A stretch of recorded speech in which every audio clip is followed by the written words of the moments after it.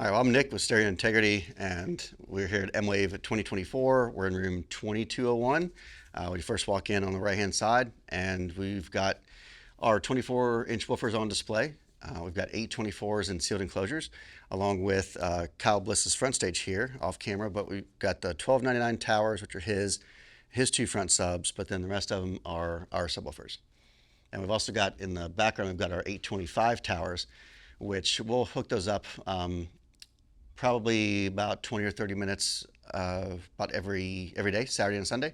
But for the majority of the time, it's going to be the 24s. So I got started when I was basically 13, 14 years old. My dad was always into high fidelity, and he had Magnapans, he had Class A amplifiers, the brand, not the style. And so I grew up listening to high fidelity, and that's always things like I didn't know it, but I always heard good sound, and I assumed that's how everything sounded. And then when I got old enough to drive, people had cars before me, so they had systems, and they listened to stuff, and they'd be like, "How's it sound?" I'm like, "Well, it sounds okay, but come over and listen to my dad's system." And they come over and listen to it, and they're like, "Well, I had no idea this could happen." And I fast forward a little bit. When I was 18 years old, I built my first pair of little bookshelf towers using, of course, off-the-shelf drivers, built my own crossover networks. And actually, I skipped my junior prom to buy 2 Sirui Vega 18s because I used the money to buy the 18s. And when I was, I say 19 years old, I had my first prototype subwoofer. And when I was 20 years old, that was officially the start of my company, and I had my subwoofer for the first time. So technically, my company started when I was 20, and it's 2024 now, and so it's been 24 years. 24 years of start off with subwoofers, and it's moved from subwoofers to component speakers. And we have amplifiers in the mix now for mobile audio, but as of right now, that's a small portion of what we do, so it's predominantly loudspeakers. Yeah, so we offer for our loudspeakers, we offer everything from our 25 millimeter tweeter, our silk dome tweeter, all the way to our big 24-inch subwoofers, which have carbon fiber diaphragms on them. So, and there's literally everything in between. We've got, our 25 millimeter tweeter, our M25. We've got a 3-inch mid, 6.5-inch mid bass, 8-inch mid bass, and then we've got a 10, 12, 15-inch SQL series, and our 18-inch HT, and also our 18-inch HST, which is the HT on massive steroids. And then you bump up to our IB24, or our most popular offering is our HS24. And of course, the big differences is, but the IB24 is literally an IB woofer, IB specific. And our HS24 will work in either sealed or vented, or you can use an IB, but if you're going to, might as well switch over to the other one. So everything from a 1-inch tweeter all the way to our 24 and everything in between. So long story short, our HS24s are going to be available, hopefully about a month after this comes out, available in exactly this right here. The woofer in the box, no plate amp though, so it's technically a passive solution. So there's no amplifier, but that's all you need is an amplifier to hook up to it, and it's a very economical way to just get yourself immersed in a massive amount of low-end output. A long time ago, back in the day when it first started out, I saw there was a small void in the industry for a proper high-stroke subwoofer. A lot of the offerings were very low X-Max, very low meaning at the time. I think a high X-Max was around 12 millimeters, 12 or 13. And the first one I came out with, its one-way linear excursion was, I think, around 25. So it was a big jump in performance as far as linearity goes. And also power handling was quite high compared to the other offerings. And then, but I got into it at an interesting time, because right when I came out with that woofer, it wasn't even 6 months, and that's when the X-Max wars happened. That's when the Brahma came out. That's when the RE-XXX with the dual gap motor came out, and all that stuff. And so that was the race that was right after I started. So it was neat to come out when I did, because if I were to come out during that time, it would have been a harder battle.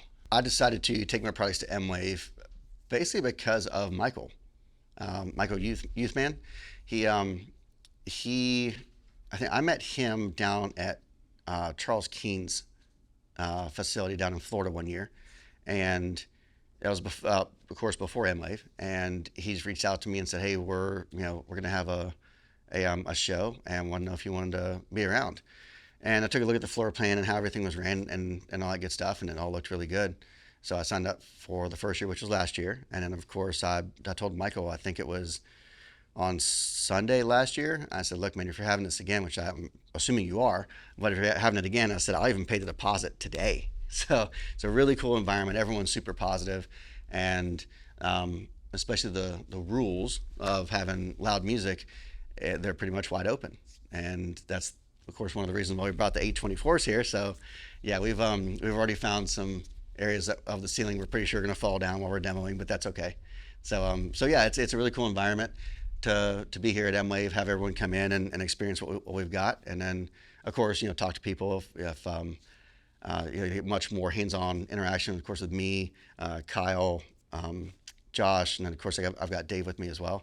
So it's a super cool place, and I guess we had so much fun and everything was so good the first year, I couldn't wait till the next year. The feedback we've gotten from people who've experienced our room is, the best way I can say it is, last year we'd have people come in, and obviously we're we know the faces, not to say the names, that's a lot of people, but the names, and the faces, we'll see them walk out, and then about half hour, an hour later, they'll come back with more people. So they'll experience our room, and they go out and get their friends, and then come back and have them experience the room as well. So that's always really good. Not only is it, not say repeat customers, because just people coming in and getting a demo, but it's really neat to see them go out and get their friends and come in and experience what they experienced.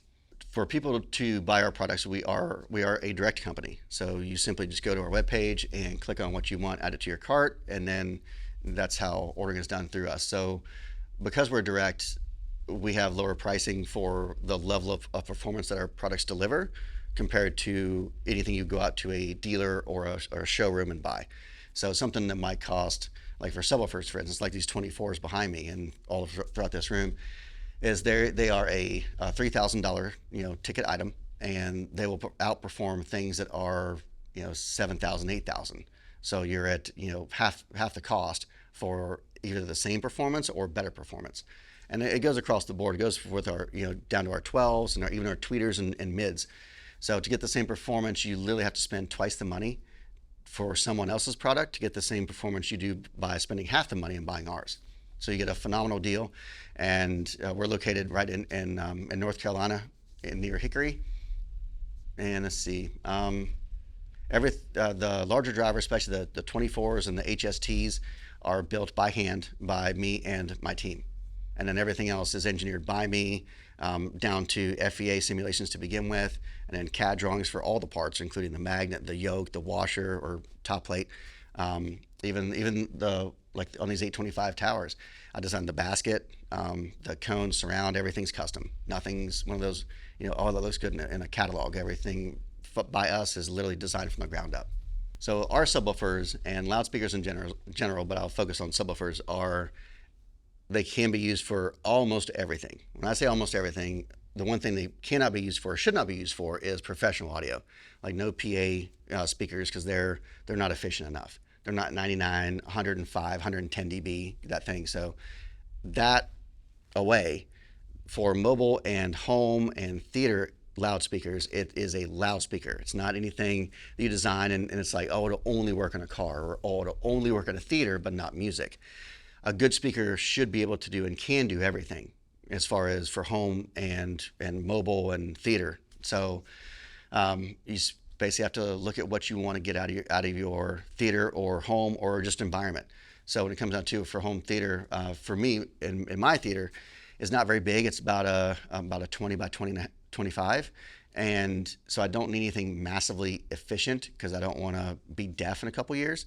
So, but I do like it loud enough, and that's where my loudspeakers all fall into place. Because even the towers behind me, the tweeters and 6.5s go together very well, and so did the subwoofers also. And I've always prided, especially myself and my company, on providing and manufacturing high stroke, low distortion loudspeakers, and that's something that that so many companies,